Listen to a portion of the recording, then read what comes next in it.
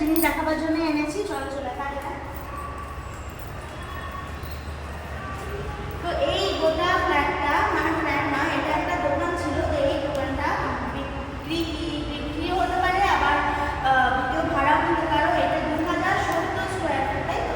2070 square foot. এটা পুরো ready আছে, নিচে স্টাইলস পাতা আছে, আর দেয়ালটা টোটাল পরিষ্কার করতে হবে। তো এটা বিক্রি হবে কিংবা ফ্ল্যাটও মানে ভাড়া নিতে পারো। চলো